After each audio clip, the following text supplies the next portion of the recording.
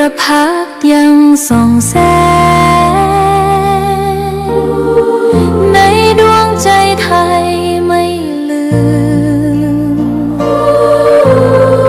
เสียงสายลมแผ่วเบาเหมือนเอ่ยคำปลอ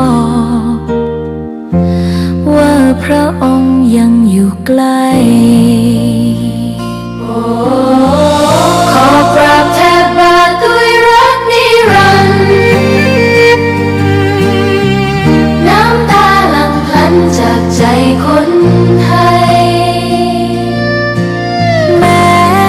เสด็จสู่ฟ้าไกลแต่พระหฤทัยอยู่ในแผ่นดินนี้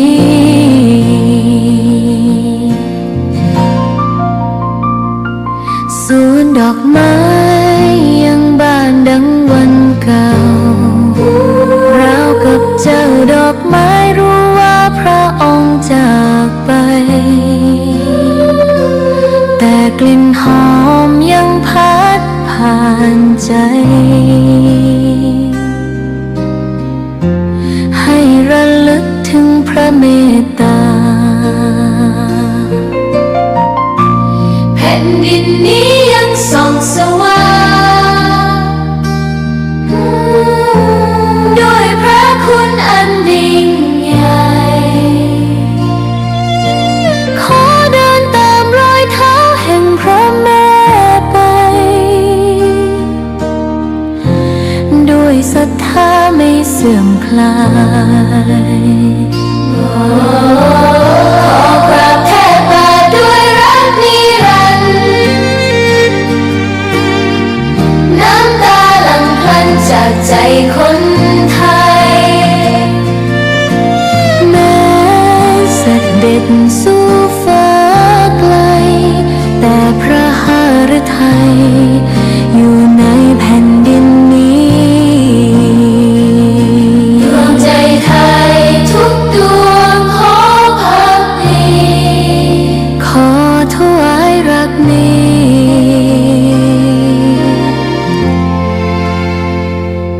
นิรันดร์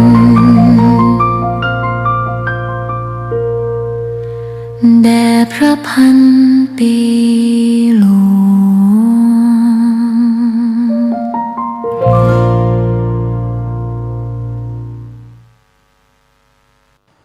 ซีดีธรรมบรรยายชุดตามพระใหม่ไปเรียนธรรมโดยพระพรหมคุณาภรณ์ปอ.ประยุตโตวัดยานเวศกวันตำบลบางกระทึกอำเภอสามพรานจังหวัดนครปฐม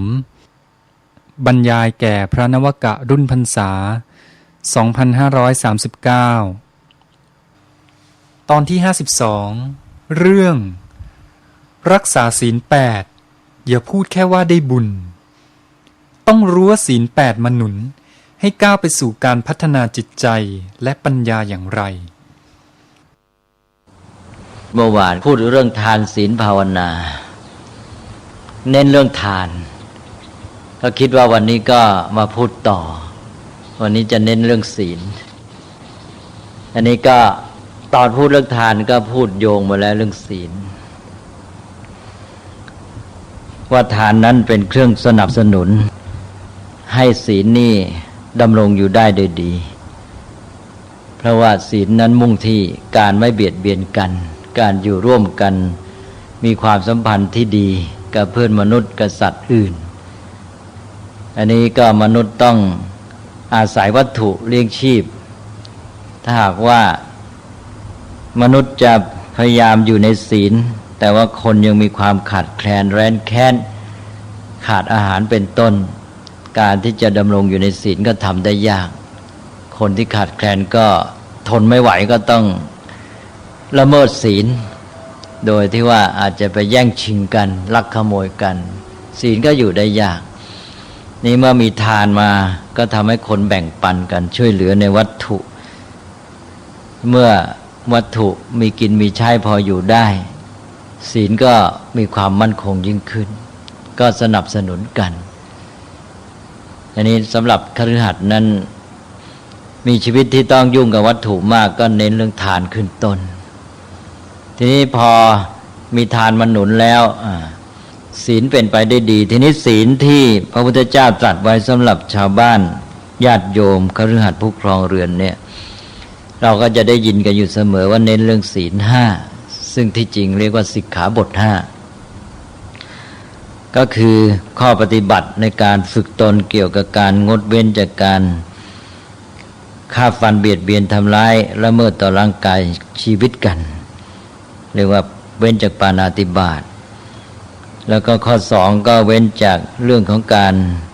ละเมิดกรรมสิทธิ์ในทรัพย์สินลักขโมย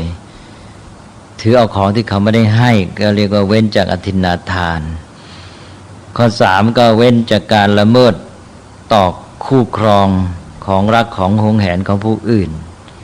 เรียกว่าเว้นจากกาเมสุมิจฉาจารแล้วก็ข้อสี่ก็เว้นจากการใช้วาจา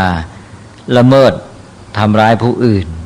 หรือว่าทำให้เขาเสียผลประโยชน์ด้วยการกล่าวเท็จหลอกลวงคำไม่จริงก็เป็นภาษาพระเรียกว่าเว้นจากมุสาวาทแล้วข้อสุดท้ายก็เว้นจากการใช้เครื่องดองของเมาสุรายาเสพติดต่างๆที่จะทำให้ขาดสติทำให้เกิดความประมาทเป็นผู้คุกคามต่อความรู้สึกมั่นคงปลอดภัยของผู้อื่นนะอย่างที่ได้ยกตัวอย่างไปแล้วนะนี่ก็เป็นเรื่องของสิกขาบทห้าที่เรียกภาษาชาวบ้านว่าศีลห้าเวลามีพิธีต่างๆในพุทธศาสนาก็เลยเราก็เป็นเครื่องเตือนใจว่าให้รักษาข้อปฏิบัติทั้ง5ข้อนี้ก็จะมีการรับศีล5กันทุกทีจนกระทั่งรับกันไปพอเป็นพิธีพอพูดออกไปแล้วก็เลยไม่ได้นึกแต่ว่าที่จริงนั้นเป็นการเตือนใจอยู่เสมอว่าเอานะต้องอยู่กันได้ศีล5แต่ว่าเวลาญาติโยมขออาราธนาศีลพระก็ให้สิกขาบท5โยมขอศีลพระให้สิกขาบททุกทีไปนะโยมบอกว่ามะยังพันเตวิสุงวิสุงรักขณัฏฐายะติสรเนนะสหปัญจศีลานินะปัญจศีลานิยาจามะข้าพเจ้าทั้งหลายขอศีลแต่เวลาพระให้เนี่ยพระให้สิกขาบทจะบอกว่าปาณาติปาตาเวรมณีสิกขาปะทังนี่สิกขาบทไม่มีคำว่าศีลแล้วพระสรุปท้ายก็บอกว่าพอจบข้อสุราพระก็จะบอกว่าอิมานิปัญจสิกขาปทานิเนี่ยว่างั้นสิกขาบทเนี่ยบอกสิกขาบทเนี่ยโยมขอศีลแต่พระให้สิกขาบททุกทีไปเนี่ยเพราะว่าเท่ากับบอกว่าโยมศีลเนี่ยมาเกิดที่ตัวเองนะต้องรักษาปฏิบัติเอาเนี่ยใครให้กันไม่ได้เนี่ยศีลมันเป็นคุณสมบัติที่ตัวเองเมื่อท่านเอาสิกขาบทนี้ไปปฏิบัติท่านก็เป็นผู้มีศีลเองพอต่อจากนั้นจบแล้วพระจึงบอกสีเลนะสุขติงยันติเอาและพอท่านมีศีล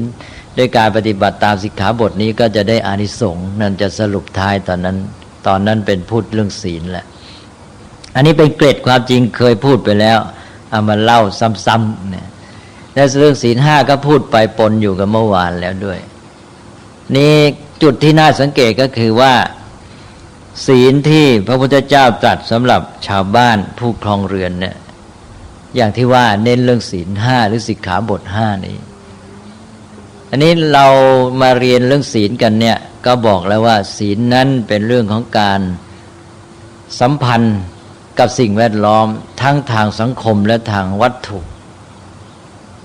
คือใช้กายวาจาของเราเนี่ยหรือว่าพูดให้เต็มว่าพฤติกรรมทางกายวาจาของเราเนี่ยไปสัมพันธ์กับเพื่อนมนุษย์บ้างไปสัมพันธ์กับวัตถุเช่นปัจจัย4บ้างเพราะฉะนั้นศีลของพระนี่จะกว้างมาก227ข้อที่เรียกว่าสิกขาบท227เนี่ยจะไม่ใช่เฉพาะเรื่องของการสัมพันธ์กับคนอื่นเท่านั้นนะจะมีศีลหรือสิกขาบทที่เกี่ยวข้องกับเรื่องปัจจัย4เรื่องอาหารเครื่องนุ่งห่มที่อยู่อาศัยเนี่ยเยอะหมดเลยเข้าไปต้องไม่รู้เท่าไหร่อาจจะมากกว่าส่วนที่เกี่ยวข้องกับคนอื่นด้วยซ้ำเพราะฉะนั้นส่วนที่ เราไม่อาจจะมองข้ามได้ก็คือว่าศีลในแง่ที่สัมพันธ์กับวัตถุไม่ใช่สัมพันธ์กับเพื่อนมนุษย์อย่างเดียวแล้วถ้าสรุปศีลของพระหรือสิกขาบทสำหรับพระเนี่ยเวลาฝึกพระในเบื้องต้นพระพุทธเจ้าก็จะตรัสโดยที่แยกเรื่องการปฏิบัติต่อปัจจัยสี่เรื่องวัตถุนี้ออกไปว่าผู้เข้ามาในบวชในพระธรรมวินัยนี้นะเริ่มต้นก็เรื่องฝึกกันในศีลแล้วก็ฝึกอินทรียสังวรเรื่องของการใช้ตาหูจมูกลิ้นกายใช่ไหมนี่ก็ศีลแล้วก็ฝึกเรื่องโภชเนมัตตัญญุตาการรู้จักกินให้พอดีกินด้วยปัญญากินเป็นบริโภคเป็นหรือว่ากินอย่างรู้จักประมาณนะบริโภคอย่างพอดีอันนี้อยู่ในศีลทั้งนั้นซึ่งเป็นศีลที่เน้นในการฝึกสำหรับพระภิกษุหรือว่าผู้ที่บวชเข้ามาในพระพุทธศาสนานี้สำหรับคฤหัสถ์เนี่ยเราอาจจะมองข้ามเราก็เลยไปหยุดกันแค่ศีลห้าความจริงในครอบครัวนี่จะต้องฝึกให้มากเรื่องอินทรีย์สังวรเรื่องการใช้ตาหูจมูกลิ้นกายตลอดจนกระทั่งใจโดยเฉพาะก็ตาหูนี่แหละว่าทำไงจะดูเป็นฟังเป็นใช้ตาดูหูฟังแล้วไม่เกิดโทษเกิดคุณค่าเป็นประโยชน์กับชีวิตใช้ตาดูแล้วได้ความรู้ได้สติปัญญาได้ความดีงาม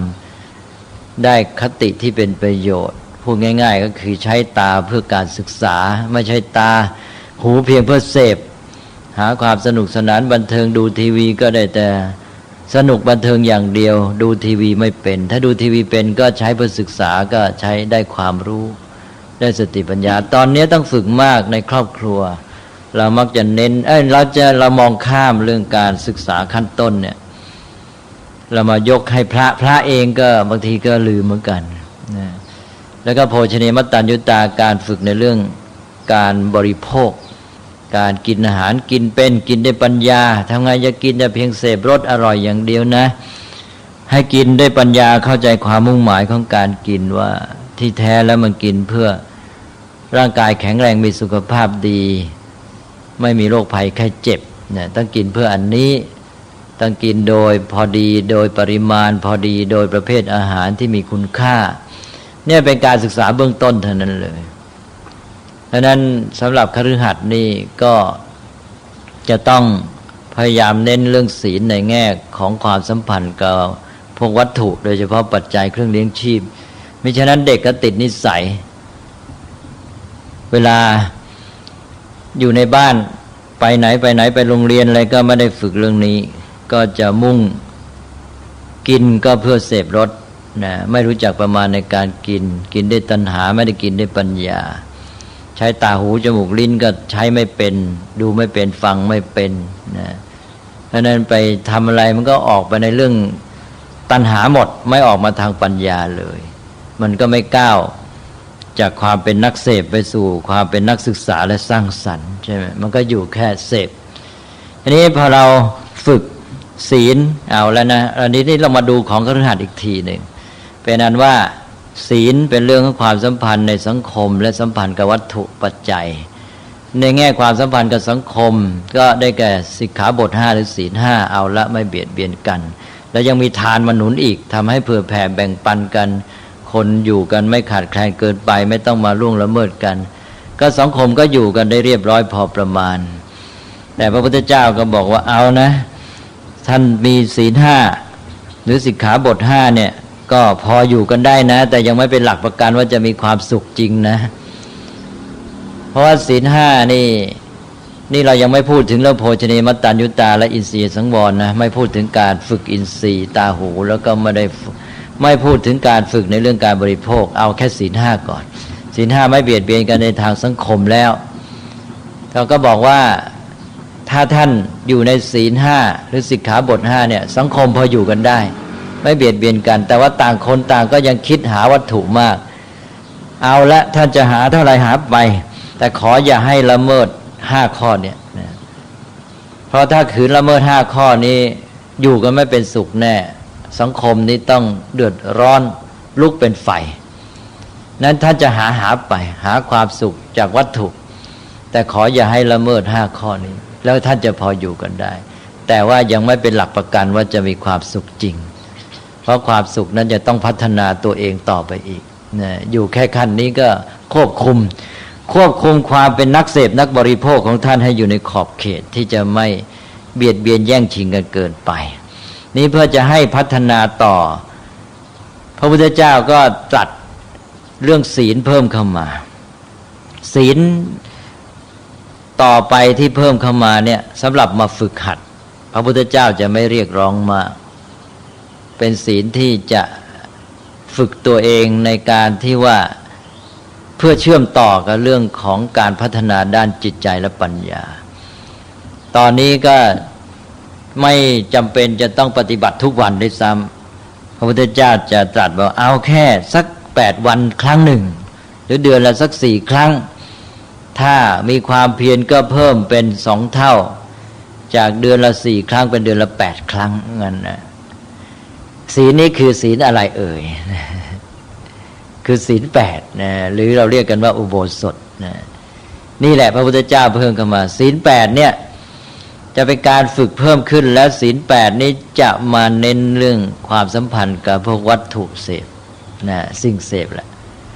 ศีล5นี่เน้นเรื่องสังคมจะเห็นว่าเรื่องอินทรีย์สังวรเรื่องการฝึกอินทรีย์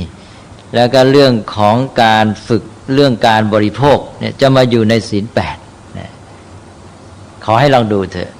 อาละคฤหัสถ์ถ้าไม่ได้ฝึกกันในชีวิตประจำวันในเรื่องความสัมพันธ์กับเรื่องสิ่งเสพบริโภคแล้วก็เรื่องการฝึกตาหูก็มาฝึกสัก 7-8 วันครั้งหนึ่งที่ศีล8เนี่ยเรามาดูกันนะศีล8ก็เพิ่มจากศีล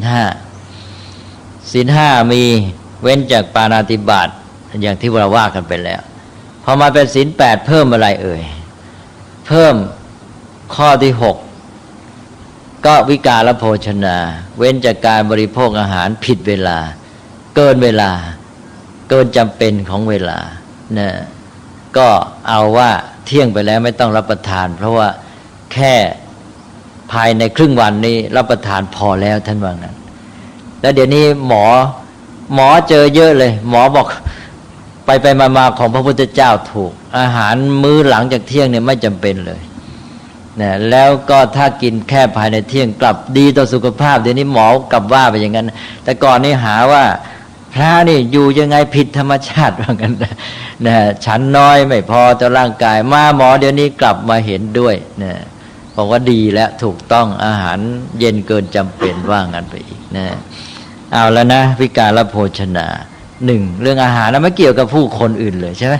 นะเป็นเรื่องการบริโภคแหละบริโภคอาหาร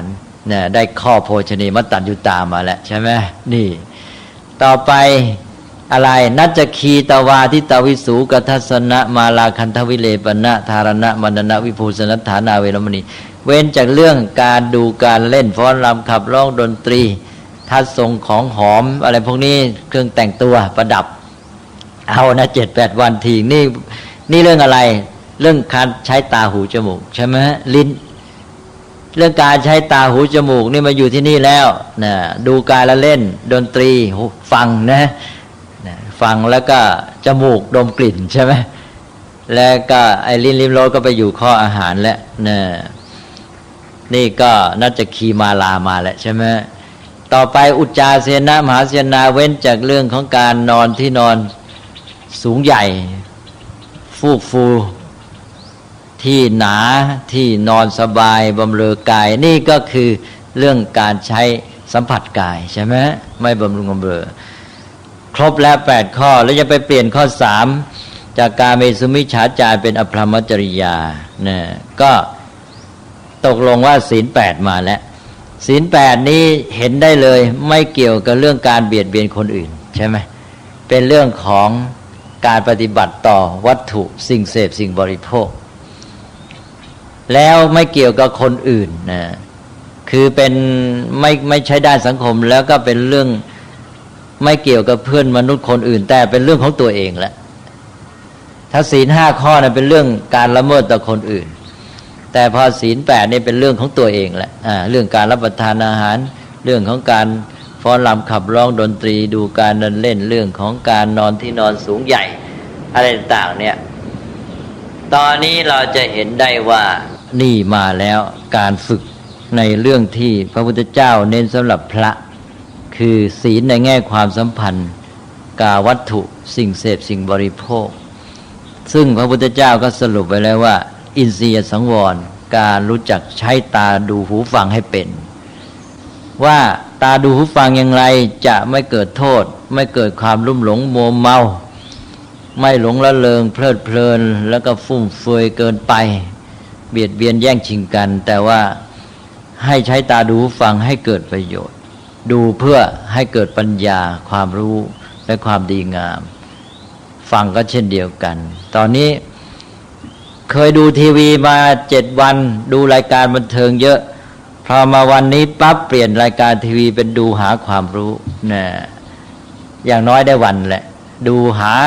เตรียมไว้เลยว่าวันที่7วันที่8นี่ต้องดูรายการที่เป็นประโยชน์ตั้งใจไว้นะอย่างเด็กก็เหมือนกันฝึกเด็กก็บอกว่าเอาแล้วตามใจหนูมา7 วันและวันนี้มาเปลี่ยนสักทีขอวันหนึ่งมาดูรายการที่เป็นความรู้นะดูเพื่อการศึกษาวันหนึ่งนะนี่ก็ถือศีลอุโบสถและสำหรับเด็กไม่ใช่ต้องไปนั่งงดเว้นไม่ต้องทำอะไรใช่ไหมเปลี่ยนรายการทีวีเท่านั้นเองเปลี่ยนจากรายการบันเทิงสนุกสนานไม่เข้าเรื่องมาเป็นรายการที่มีสาระเป็นประโยชน์สวรรค์ก็เปลี่ยนหมดแหละพอถึงวันที่8ก็เอาให้เข้ากับศีล8 ข้อเนี่ยนะนี่ก็คือฝึกศีลในแง่ที่สัมพันธ์กับวัตถุสิ่งแวดล้อมทางด้านกายภาพซึ่งทางพระเคยบอกแล้วว่าเรียกชื่ออีกอย่างหนึ่งว่ากายภาวนาใช่ไหมนี่ได้กายภาวนาเข้ามาทีนี้ของเรานี่เราไม่ค่อยได้ฝึกกันเรามองศีลก็แค่ศีล 5ไม่ได้มองเรื่องการฝึกด้านชีวิตด้านวัตถุสิ่งเสพบริโภคได้แล้วครับเข้ามาแล้วอันนี้จะได้อะไรขึ้นมาอีกบ้างก็แปลว่าฝึกด้านนี้ก็ได้1ก็ชีวิตก็จะไม่หลงมัวเมาในสิ่งเสพเกินไปสิ่งเบื่อบริโภคแล้วก็ไม่ได้รับโทษภัยจากสิ่งเสพเหล่านั้นที่บริโภคด้วยตัณหาไม่ได้บริโภคด้วยปัญญาลุ่มหลงมัวเมาและเบียดเบียนซึ่งกันและกันนะซึ่งเสียทั้งแก่ตนเองและแก่สังคมแล้วก็ฟุ่มเฟือยโดยใช่เหตุนะตัดไปเลยทำให้ประหยัดไปด้วยอันนี้ก็ความเป็นนักเสพก็ถูกจำกัดแหละนะถ้าเราเอาแค่ศีล 5นี่ยังไม่เป็นหลักประกันใช่ไหมเรายังได้แค่ไม่เบียดเบียนกับเพื่อนมนุษย์อยู่ร่วมกันได้ดีแต่ว่าอาจจะยังมัวเมาลุ่มหลงกับเรื่องวัตถุเสพบริโภคอยู่ความเป็นนักเสพยังมากอยู่พอศีล 8มาช่วยกำกับก็ทำให้ความเป็นนักเสพนักบริโภคนั้นอยู่ในขอบเขตทีนี้พอใช้ตาดูหูฟังเป็นนะ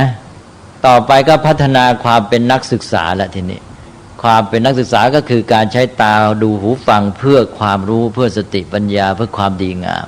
นะใช้ตาดูหูฟังเพื่อสนองความใฝ่รู้ใช้เพื่อเรียนรู้ใช้เพื่อศึกษาใช่ไหมก็พัฒนาความเป็นนักศึกษาแล้วต่อจากนั้นก็ตามมาด้วยอย่างที่อธิบายไปแล้วว่าพอความเป็นนักศึกษาการใช้ตาดูหูฟังเพื่อการเรียนรู้ตามมาแล้วก็จะก้าวไปสู่ความใฝ่ดีไปสู่การสร้างสรรค์ก็จะพัฒนาความเป็นนักสร้างสรรค์ตอนนี้การศึกษาก็จะก้าวไปเลยนะก็แปลว่าไม่อยู่แค่เป็นนักเสพนักบริโภคมาเป็นนักศึกษาแล้วก็เป็นนักสร้างสรรค์แล้วเรามีทานไปแล้วนี่ที่พูดเมื่อวานก็เป็นนักให้อีกใช่ไหมถ้าคนเราได้ครบ1เป็นนักเสพแต่อยู่พอประมาณ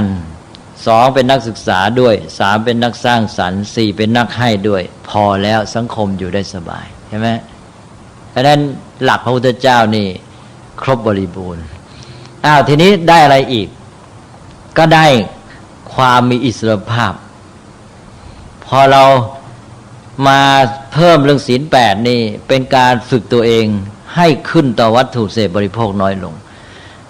คนเรานี่ตอนแรกเราก็มุ่งหาความสุขจากวัตถุเสพบริโภคอาหารอร่อยลิ้นสิ่งที่มาบำรุงตาหูจมูกลิ้น หามาให้มากต้องเสพให้มากจึงจะมีความสุขก็บำรุงบำเรอหามาต่อมาปรากฏว่าความสุขของตนเองนี่ไปขึ้นแต่วัตถุภายนอกหมดเลยยิ่งหามามากยิ่งเสพมากต่อไปนะมันต้องเพิ่มปริมาณต้องเพิ่มดีกรีของสิ่งเสพเคยมีปริมาณเท่านี้สุขต่อมาปริมาณเท่านั้นไม่พอต้องเพิ่มปริมาณเพิ่มไปให้ความสุขในตัวลดลงความสุขของตัวนี่ไปขึ้นแต่วัตถุเสพหมดเลยถ้าขาดวัตถุเสพเหล่านั้นยิ่งสมัยนี้เทคโนโลยีพัฒนาขาดเทคโนโลยีขาดทีวีขาดอะไรอยู่ไม่ได้มีแต่ความทุกข์แล้วคนสมัยก่อนไม่มีทีวีดูอยู่ได้ยังไงใช่ไหมอ้าวทำไมคนสมัยนี้พอขาดแล้วทุรนทุรายเนี่ยเพราะว่าเอาชีวิตเอาความสุขของตัวเองเนี่ยไปฝากไปพึ่งพาไปขึ้นแต่วัตถุเสพหมดนั่นเป็นชีวิตที่หมดอิสรภาพนึกว่าตัวเองเก่งหาได้มากปรากฏว่าเป็นคนที่ไม่มีความสามารถในตัวเองในการที่จะสร้างสรรค์ความสุขเอาความสุขและชีวิตไปขึ้นต่อวัตถุเสพบริโภคหมดเพราะนั้นก็กลายเป็นผู้ที่พึ่งพาดังนั้นลักษณะพึ่งพาต่อเทคโนโลยีก็เกิดขึ้นที่ฝรั่งเรียกว่า technological dependence นะ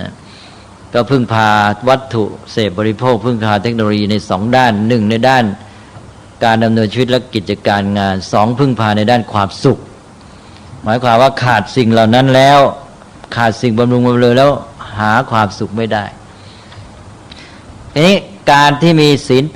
8หรือสิกขาบท8อุโบสถนี้ก็มาเตือนตัวเองไว้ให้ระวังตัวไม่ให้เอาชีวิตเอาความสุขไปขึ้นต่อวัตถุเสพเกินไป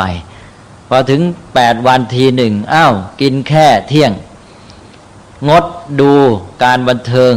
งดฟังเรื่องดนตรีอะไรต่างๆงดไม่ต้องนอนบนฟูกฟูดูซิว่าเราอยู่กับชีวิตของเราโดยมีวัตถุเสพแต่เพียงเท่าที่พออยู่ได้เนี่ยอยู่ได้ดีมีความสุขไหมเนี่ยไม่ต้องไปขึ้นแต่มันเราเป็นอิสระสักวันหนึ่งก็ปรากฏว่าอยู่ได้เนี่ยทีนี้มันยิ่งกันนั้นก็คือว่าพอเราเป็นอิสระจากมันเราสงวนเวลาไอ้เวลาที่เคยไปทุ่มเทในการหาความสุขจากสิ่งเหล่านี้เรามีเวลาขึ้นแล้วเอาเวลาไปดูทีวีบันเทิงซะเสียเวลาไปเยอะวันนั้นนี่เราเป็นวันที่ปลอดโปร่งวันหนึ่งเราเอาเวลานั้นไปทำกิจกรรมที่ดีงามกิจกรรมที่พัฒนาสติปัญญาจิตใจของตัวเองใช่ไหมอย่างบางคนก็ไปนั่งสมาธิหรือบางคนก็ไปทำไปดูหนังสือไปหาความรู้เอาเวลานั้นน่ะอย่างครึ่งวันหลังนี่ก็โปร่งหมดก็ไปหาความรู้หรือไปทำกิจกรรมช่วยเหลือสังคมไปช่วยเหลือเพื่อนมนุษย์เวลานั้นก็เป็นประโยชน์ท่านเรียกว่าทำอนวัชกรรมนะอุโบสถนี่ก็เป็นอนวัชกรรมอยู่ในมงคล38ประการในคาถาที่เท่าไหร่ที่5ใช่ไหม1อาเสวนาจะพาลานังชุดที่2ปฏิรูปเทสวาโสชุดที่3เรียกพาหุสัจจัญจะชุดที่4มาตาปิตุปทานังคาถาที่5ก็ทานันจะธรรมจริยาจะยาตกานันจะสังโฆอนวัชชานิกรรมมานี่อนวัชกรรมเนี่ยได้แก่อุโบสถและกิจกรรมสร้างสรรค์บำเพ็ญประโยชน์กับเพื่อนมนุษย์ไปสร้างสะพานไปปลูกต้นไม้ไปทำอะไรต่างๆแล้วเนี่ยท่านบรรยายไว้เลยก็พอเรารักษาอุโบสถเวลาเราเหลือเฟือ1ชีวิตเราก็เป็นอิสระจากวัตถุความสุขของเราไม่ขึ้นต่อมันเราเวลานี้มาใช้ในการพัฒนาชีวิตด้านจิตใจด้านปัญญาแสวงหาความรู้และด้านบำเพ็ญประโยชน์ต่อเพื่อนมนุษย์สบายไปเลยวันหนึ่งนี่แต่เพราะนั้นพระพุทธเจ้าไม่เรียกร้องมากว่าเอาละคุณจะหาวัตถุเสพหาไป7วันแต่วันที่8ขอวันหนึ่งใช่ไหมแล้วคุณเองก็จะมีชีวิตที่เป็นอิสระมากขึ้นด้วยแล้วเสร็จแล้วเวลาก็เป็นประโยชน์ในการพัฒนาตัวเองแล้วก็ช่วยเหลือสังคมเพื่อนมนุษย์ทั้งในเวลาเดียวกันด้านหนึ่งก็เสพบริโภคน้อยก็เบียดเบียนกันน้อยลงทำลายทรัพยากรธรรมชาติน้อยลงด้วยข้อปฏิบัติแค่นี้เมืองไทยก็ทำไม่ได้ทำไมเป็นอย่างนั้นใช่ไหมเนี่ยถ้าทำได้หลักนี่มันดีเหลือเกินแก้ปัญหาสังคมได้หมดเลยแปลกนะเมืองไทยนี่นะเป็นเมืองที่นับถือพุทธศาสนาและในครอบครัวนี้ต้องถือหลักนี้เลยถ้าฝึกลูกไว้อย่างนี้นะสบายเลยแก้ปัญหาได้ ถ้าให้ตามใจลูกเป็นนักเสพนักบริโภคเตรียมรับปัญหาได้เลยต่อไปพ่อแม่จะต้องเดือดร้อนตามใจลูกไม่มีที่สิ้นสุด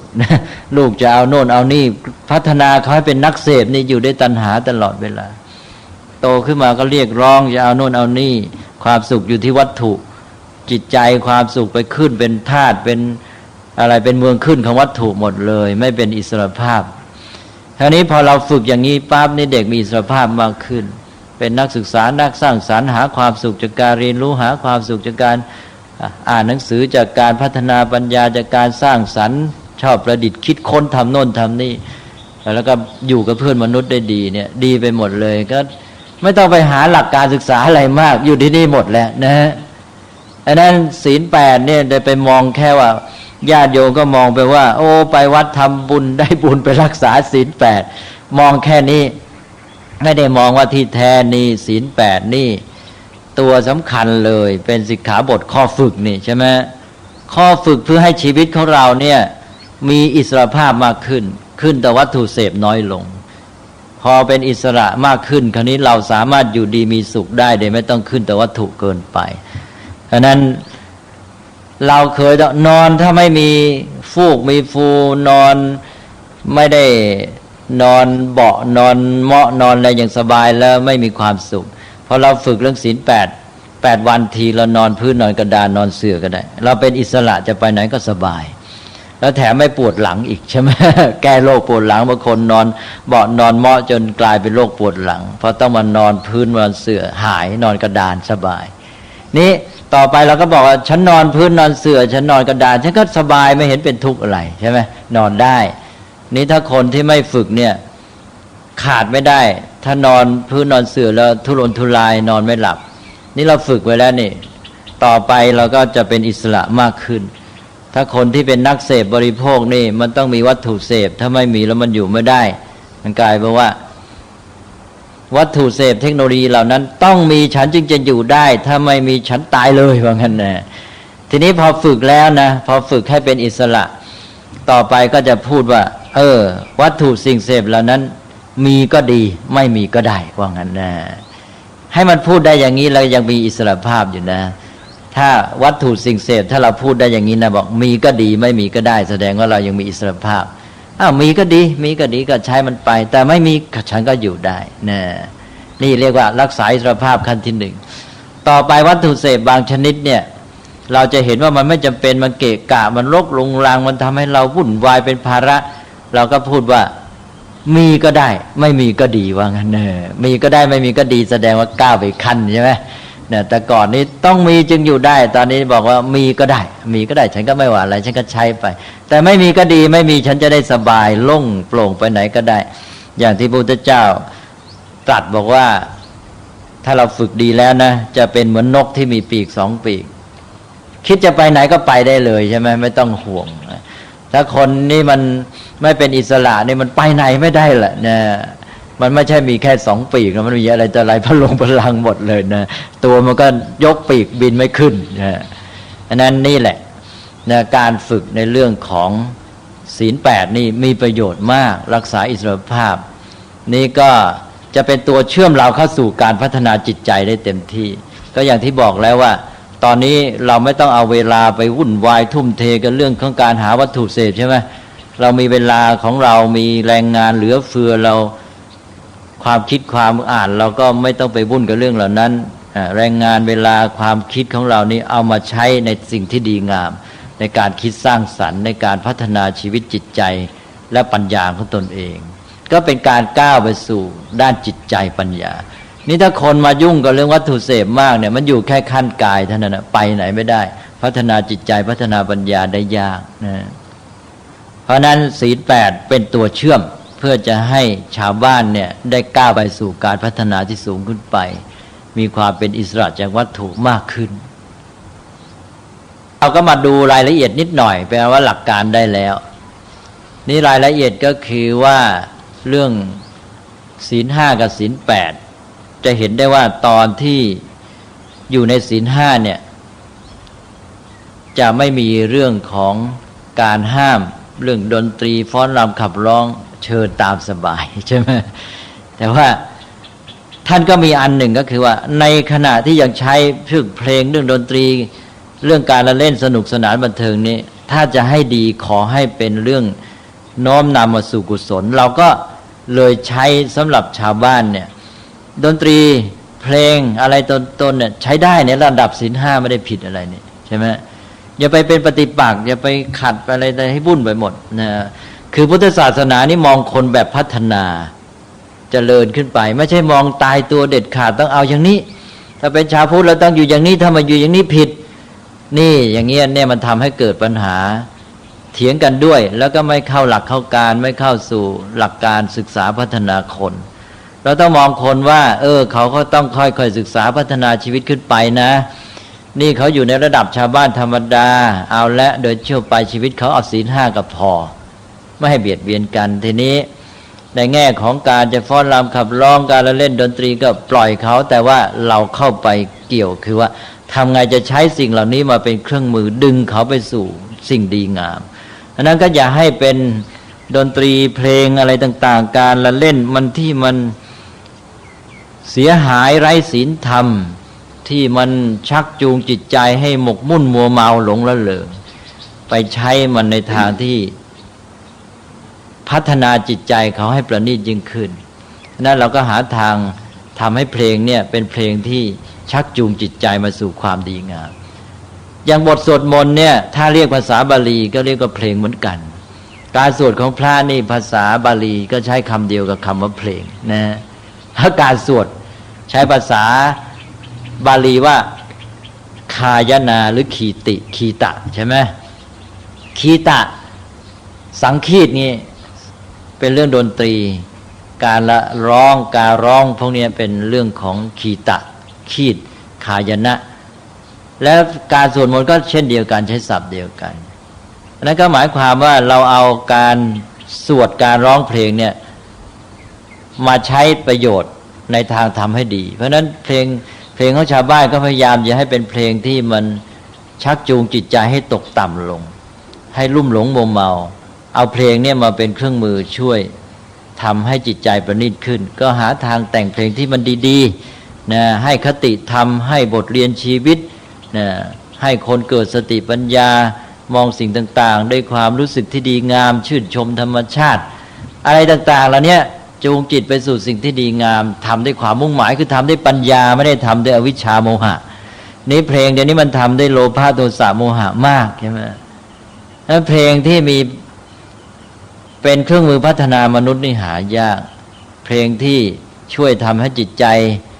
มีความรักเพื่อนมนุษย์มีเมตตาไมตรีกันเพลงที่ทำให้คิดเสียสละอยากช่วยเหลือผู้อื่นเพลงที่ทำให้ชื่นชมธรรมชาติความดีงามของเพื่อนมนุษย์และความดีงามของ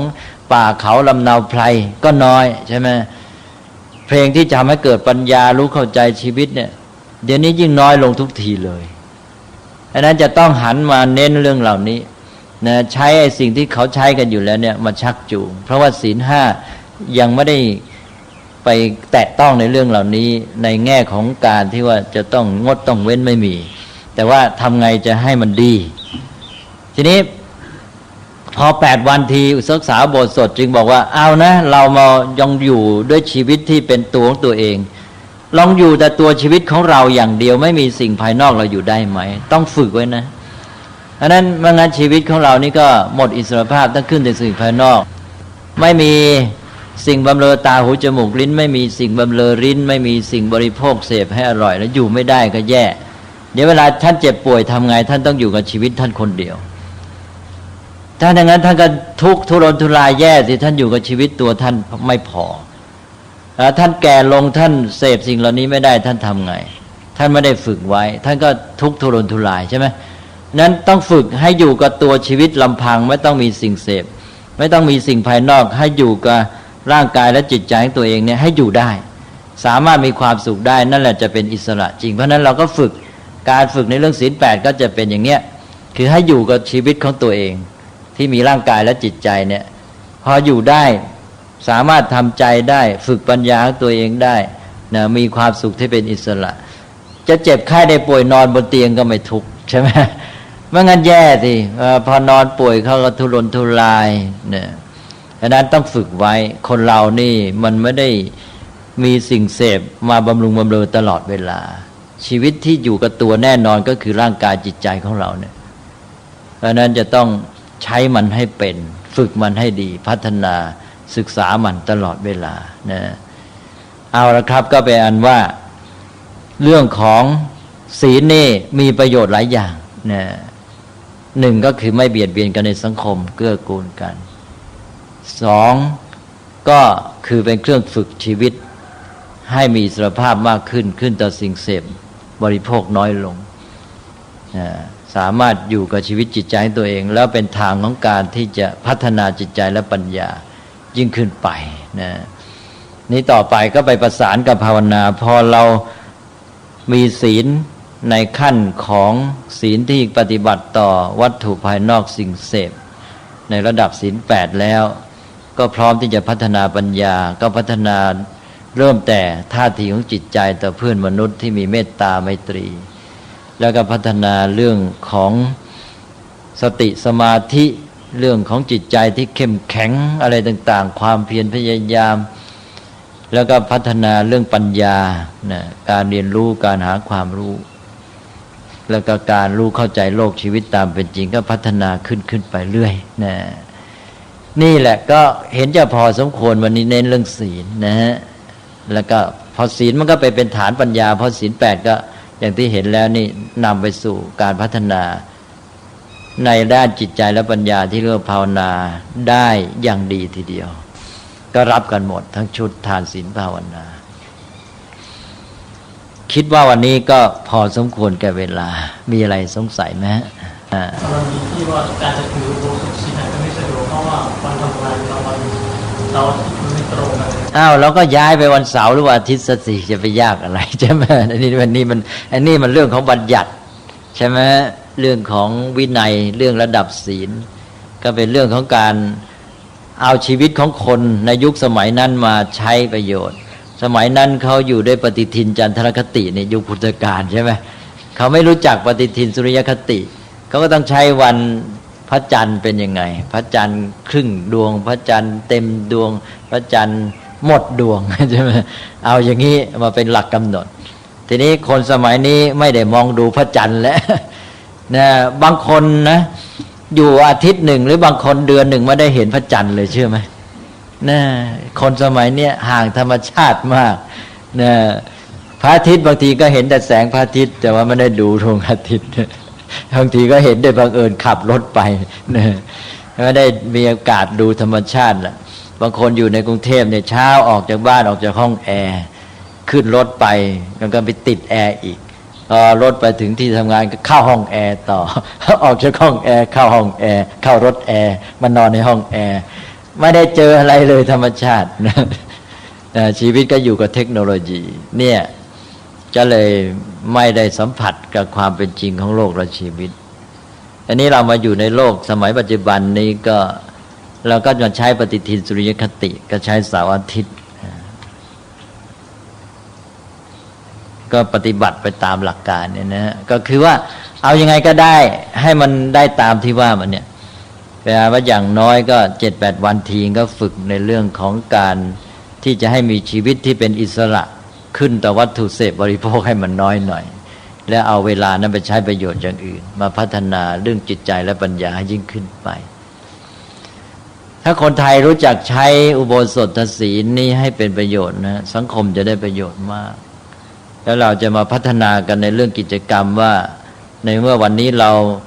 งดเว้นรายการเรื่องเสพบริโภคบำรุงบำเรอความสุขด้านกายแล้วเนี่ยเราจะจัดสรรเวลาอย่างไรให้ดีในระดับสังคมเลยเป็นกิจกรรมร่วมกันแม้แต่ทีวีสื่อมวลชนเนี่ย8 วันครั้งหนึ่งวันที่8นี่เปลี่ยนเลยรายการใช่ไหมฮะรายการเพื่อศึกษาสร้างสรรค์หาความรู้สังคมมันจะได้มีหลักไม่งั้นก็เสพมา7 วันวันที่8เสพให้หนักเข้าไปอีกใช่ไหมเดี๋ยวนี้ถูกไหม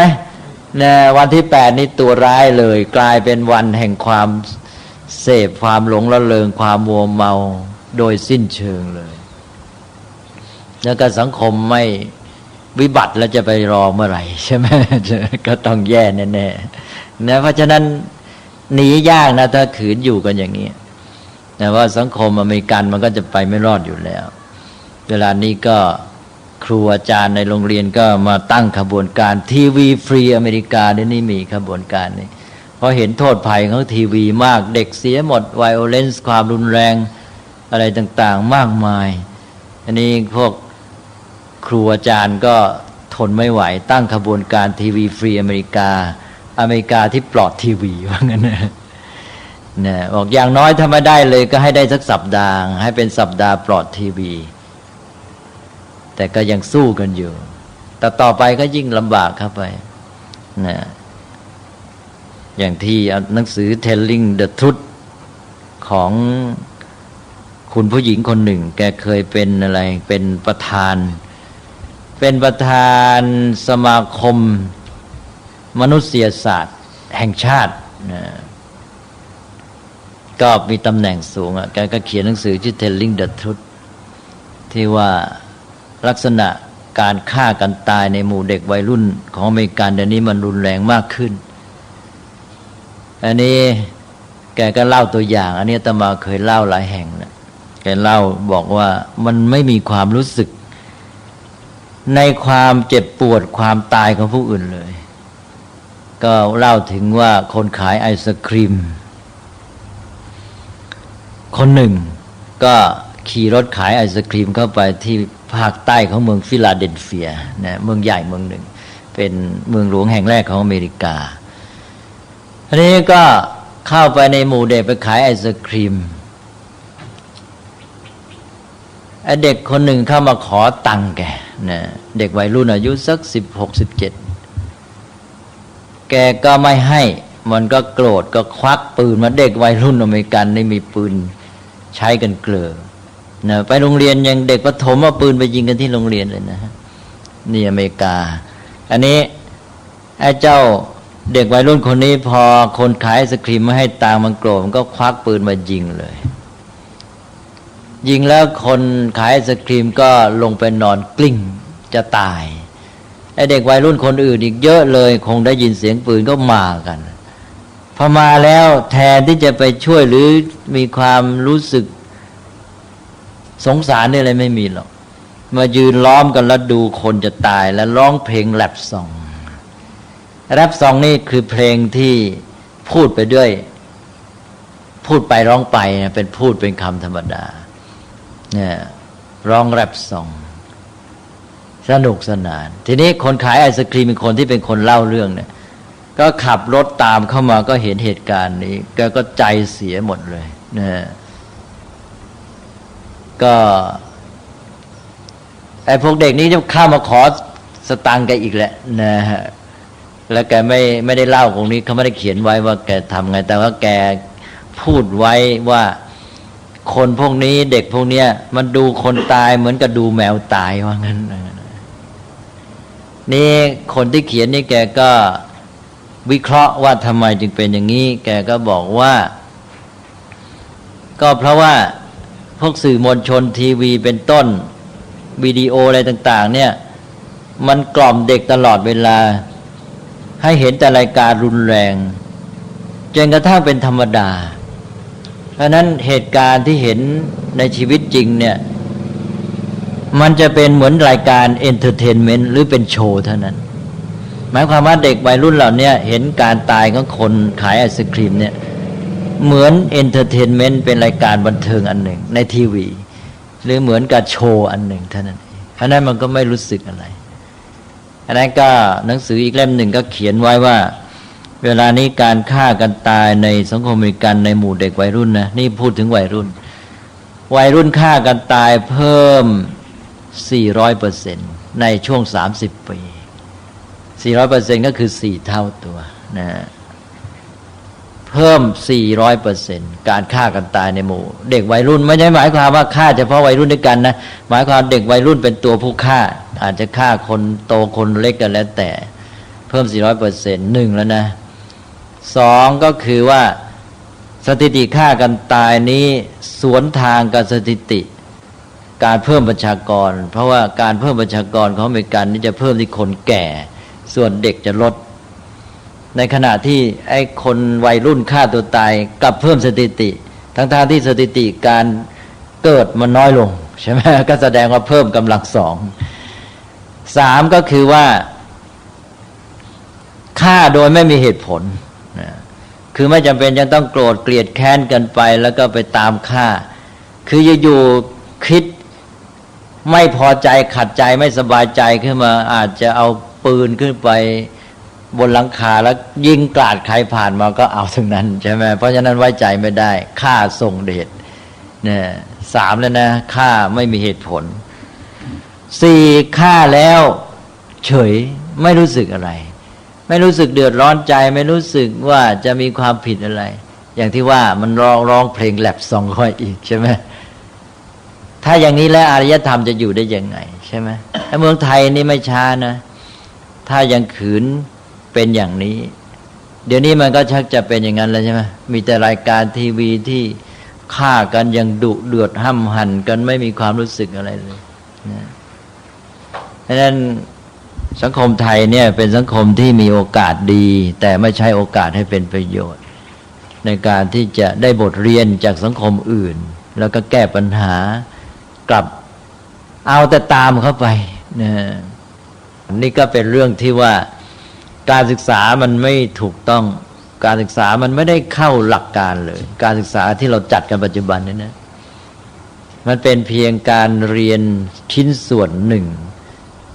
เรียนวิชาหนังสือเรียนอาชีพอะไรเท่านั้นเองการศึกษาอย่างที่เราพูดกันทั้งหมดเนี่ยมันเข้าไปมีส่วนอยู่เพียงนิดเดียวเพราะนั้นตั้งแต่ในครอบครัวตั้งแต่เด็กเนี่ยต้องฝึกให้ถูกต้องถ้าให้การศึกษาอย่างที่พระพุทธเจ้าสอนเริ่มจากชีวิตประจำวันรู้จักกินเป็นบริโภคเป็นเนี่ยบริโภคด้วยปัญญากินพอดีนะกินด้วยความมุ่งหมายเพื่ออะไรต้องถามแล้วกินเพื่ออันนั้นใช้ตาหูฟังใช้ตาดูหูฟังให้เป็นดูทีวีให้เป็นแล้วเนี่ยการฝึกการศึกษาเบื้องต้นนะตั้งแต่เด็กเกิดมาก็ต้องมีวิธีอบรมเลี้ยงดูนะให้เขาไม่ใช่มุ่งแต่ใช้ตาดูหูฟังเพื่อเสพเท่านั้นต้องใช้เพื่อศึกษาและสร้างสรรค์ใช่ไหมคนที่มีการศึกษาก็วัดด้วยการใช้ตาดูหูฟังให้เป็นชีวิตประจำวันเนี่ยการศึกษาไม่ใช่ไปดูไปเรียนในชั้นเรียนใช่ไหมก็เริ่มตั้งแต่คุณอยู่กับตาหูคุณเนี่ยคุณใช้มันเป็นไหมใช้เพื่อเสพจนเคยก็ใช้เพื่อศึกษาบ้างสิใช้เพื่อเรียนรู้หาความสุขจากการศึกษาหาความสุขจากการเรียนรู้พอคุณใช้ตาดูหูฟังเพื่อการศึกษาต่อไปคุณก็จะรู้จักใช้มือและสมองเพื่อสร้างสรรค์แต่ถ้าคุณใช้ตาดูหูฟังเพื่อเสพคุณก็จะใช้ตาดูใช้สมองและมือเพื่อแย่งชิงและทำร้ายผู้อื่นใช่ไหมนี่ถ้าตาดูหูฟังเพื่อศึกษาต่อไปมือและสมองก็สร้างสรรค์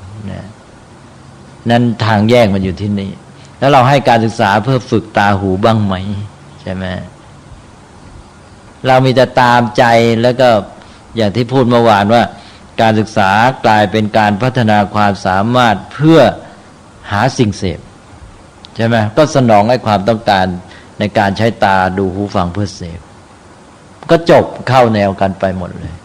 ดังนั้นการศึกษาอย่างนี้ไม่ใช่การศึกษาเรียกชื่อแต่การศึกษาแต่มันไม่ใช่การศึกษาใช่ไหมฮะมันจะศึกษาไงมันไม่ได้ทำให้คนได้เรียนรู้หรือพัฒนาขึ้นไปเลยมันจะเป็นว่าทำให้คนมีความสามารถในการสนองสัญชาตญาณเดิมเท่านั้นเองให้ยิ่งขึ้นก็หนักเรื่องเอาแรกเขาไปเรียนเรียบร้อยพอไปอยู่โรงเรียนการบ้านแล้วการก็เป็นว่าสิ่งแวดล้อมมันโน้มนำก็นั่นสิก็พุทธศาสนาก็บอกว่าทางเลือกระหว่างกัลยาณมิตรกับปาปมิตรใช่ไหมไม่เจอปาปมิตรก็ชักนำไปในทางร้ายต้องเจอกัลยาณมิตรชักจูงในทางพฤติกรรมดีงามในทางจิตใจดีงามในการทำให้เกิดปัญญาอันนี้มันไม่เกิดนะมันเกิดโลภะโทสะโมหะนั่นชักจูงกันไปหนักเข้าไปอีกรายการทีวีที่สัมภาษณ์นักดาราใช่ไหมครับนั่นสิ นั่นก็อันหนึ่งแต่อะไรอีกแล้วก็คือสาระสำคัญก็คือว่าเวลาเนี้ยเพราะเราให้การศึกษาแบบนี้ที่ไม่ใช่การศึกษาเนี่ยคนมันก็จะไม่คำนึงถึงใครอื่นละมันจะมุ่งหาความสนุกสุขสนุกสนานของตัวเองไม่คำนึงใครเรื่องของฉันใครไม่เกี่ยวใช่ไหมเนี่ยอันนั้นไม่ต้องแคร์ใครฉันจะหาความสุขสำราญยังไงฉันจะดำเนินชีวิตยังไงเป็นเรื่องของฉันนะไม่ต้องรับผิดชอบต่อสังคมไม่ต้องคำนึงถึงความเดือดร้อนของใครทั้งสิ้นตอนนี้กำลังเป็นมากขึ้นนะอย่างอาจจะเป็นอย่างดาราที่ท่านเล่าเมื่อวานที่มาให้สัมภาษณ์ทางทีวีเป็นรายการสนุกสนานพูดถึงตัวเองไปทำสิ่งที่เรียกว่าเป็นความเหลวไหลเลอะเทอะลุ่มหลงมัวเมาเล่าด้วยความภูมิใจนะแล้วก็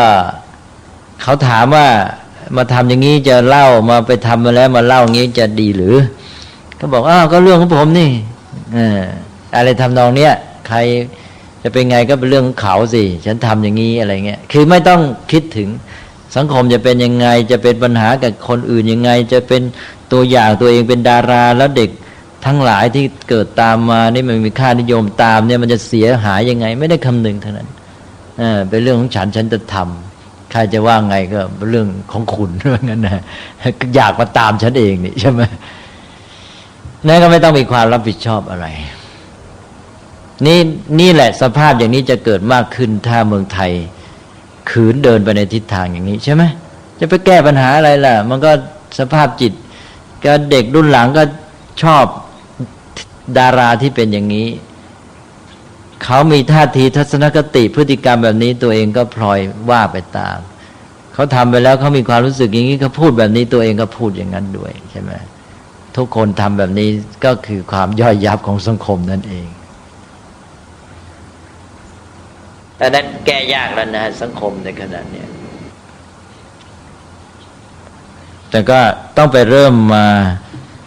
ในการแก้ปัญหาระยะยาวก็เริ่มตั้งแต่การเลี้ยงดูเด็กตั้งแต่อบรมในครอบครัวเนี่ยเพราะพ่อแม่พระพุทธเจ้าตรัสไปแล้วเนี่ยเป็นบูรพาจารย์อาจารย์คนแรกอาจารย์คนแรกอยู่ที่บ้านถ้าอาจารย์คนแรกนี่ทำเสียแล้วก็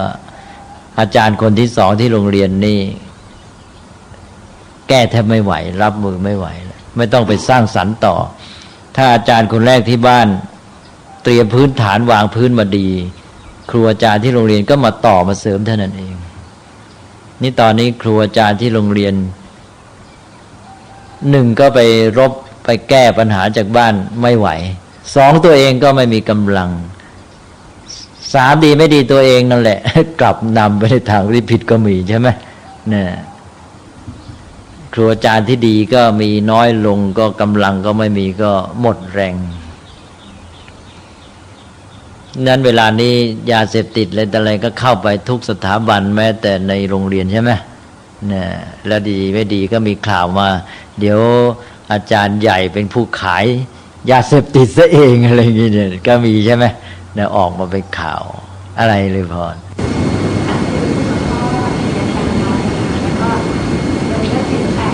จะพยายามเคยทำงานที่จะพยายามปฏิบัติที่บ้านทำยากเลย ทำไมล่ะเป็นเพราะบรรยากาศไม่สบายทางการปฏิบัติที่เราจะพยายามทำตัวเลยบ้านเราติดตรงนี้เราก็จะนอนตรงนั้นเราก็จะทำเป็นแค่ได้สองเดือนเลยต้องใช้วิธีว่ามาวัดอันนี้เอาก็ยังดีก็นี่แหละก็โบราณก็ยังใช้วิธีนี้ไงคนแก่ก็ถึงวันอุโบสถก็มาวัดใช่ไหมก็จะได้ให้บรรยากาศมันช่วยแล้วมาอยู่ในชุมชนเดียวกันชุมชนคนที่มีวัตถุประสงค์อย่างเดียวกันต้องการอย่างเดียวกันจะได้มาทำกิจกรรมแบบเดียวกันมันจะได้เสริมกันไปนะก็อาศัยสภาพแวดล้อมของวัดบรรยากาศของวัดพร้อมทั้งผู้คนที่ร่วมอุดมการณ์ก็อยู่คนที่ยังไม่มีกำลังพอต้องการครูบาอาจารย์เป็นที่พึ่งก็อันนั้นก็มีส่วนเพราะว่าตัวคนเดียวถ้าไปอยู่ในสิ่งแวดล้อมนั้นก็ถูกกลืนง่ายนะแต่ก็ถ้ามีความเข้มแข็งก็ค่อยๆพัฒนาต่อไปก็อาจจะช่วยนำผู้อื่นด้วย สังคมก็เป็นอย่างเงี้ยก็ต้องเริ่มจากการที่มีผู้ที่เห็นภัยเห็นโทษของสิ่งที่ไม่ดีแล้วก็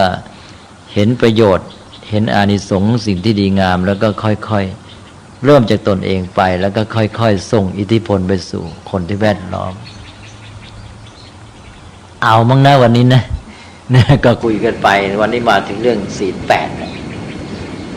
ก็คงจะเข้าใจวัตถุประสงค์แนวความคิดความมุ่งหมายที่แท้จริงก็อันหนึ่งที่ต้องเตือนก็คืออย่าถือศีลแปดสักแต่ว่าทำตามกันไปบางทีญาติโยมก็เพลินก็ได้รูปแบบก็เป็นประโยชน์ไปด้วยในตัวโดยแต่เป็นประโยชน์โดยไม่รู้ตัวถ้าเป็นประโยชน์ด้วยปัญญาที่เข้าใจโดยยิ่งดีเพราะนั้นญาติโยมบางทีท่านผู้สูงอายุเนี่ยก็สักแต่ว่าไปรักษาอุโบสถศีลแปดให้ได้บุญเท่านั้นเองคือเข้าใจแค่นั้นไม่ได้นึกว่ามันมีความหมายอีกเยอะแยะเป็นการฝึกมนุษย์เพราะเป็นสิกขาบทใช่ไหมเอาละครับวันนี้ก็ยุติเพียงเท่านี้ก่อน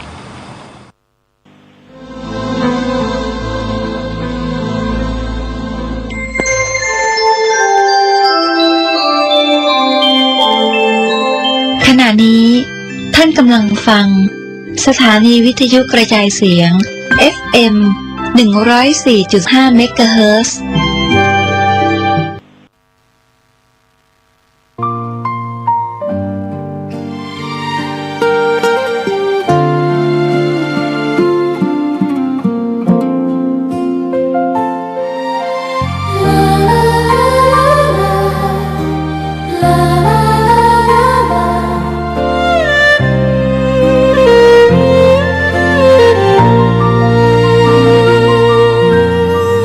แสงทองร่ำไรในยามอุตสา